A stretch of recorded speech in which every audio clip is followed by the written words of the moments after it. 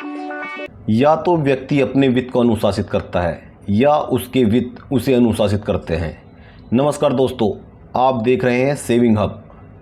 आज हम बताने जा रहे हैं कि कैसे आप HDFC Nifty small cap 250 index fund में सिर्फ 5,000 रुपये प्रति माह का इन्वेस्टमेंट करके अपने और अपने परिवार के लिए 66,46,000 रुपये का एक बड़ा फंड बना सकते हैं, जिससे आप अपने जीवन में आने वाली वित्तीय ज़रूरतों जैसे बेटी या बेटे की शादी, उनकी अच्छी उच्च शिक्षा या अपने बेहतर रिटायरमेंट की ज़रूरतों की पूर्ति कर सकते हैं।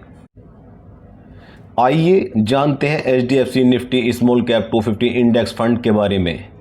HDFC Nifty small cap 250 index fund 21 अप्रैल 2023 को लॉन्च हुआ था। इस फंड में आप मिनिमम 100 रुपये के अमाउंट से भी निवेश कर सकते हैं और इस फंड में कोई भी लॉक इन पीरियड नहीं है। HDFC Nifty small cap 250 index fund का एसेट अंडर मैनेजमेंट साइज लगभग 350 करोड़ रुपए का है। इस फंड का एक्सपेंस रेशियो 0.30% है, जो कि बहुत कम है। एक्सपेंस रेशियो फंड के संचालन के लिए चार्ज की जाने वाली धनराशि को कहते हैं। यह fund Nifty small cap 250 benchmark को फॉलो करता है। आइए जानते हैं कि यदि इस फंड में हम 5,000 रुपये पर मंथ की SIP अगले 5 वर्ष के लिए चलाते हैं और यह फंड 15% सालाना का रिटर्न देता है, तो अगले 5 साल में जमा होने वाली धनराशि 3 लाख रुपये होगी और मैच्योरिटी की धनराशि 4,37,412 रुपये होगी।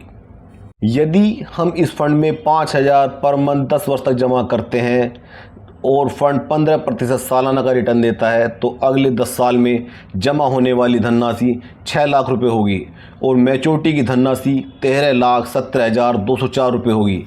इसी प्रकार यदि हम अपने निवेश को 15 वर्ष तक के लिए बढ़ाते हैं तो जमा होने वाली धनराशि 9 लाख रुपये होगी और मैच्योरिटी की राशि 30,86,779 रुपये हो जाएगी।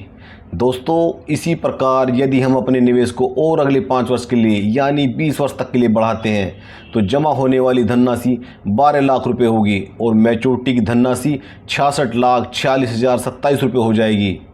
इस उदाहरण से आपने समझा होगा कि म्यूचुअल फंड में एक अच्छे फंड का चुनाव करके और समय को अपना साथी बनाकर हम एक अच्छा फंड तैयार कर सकते हैं।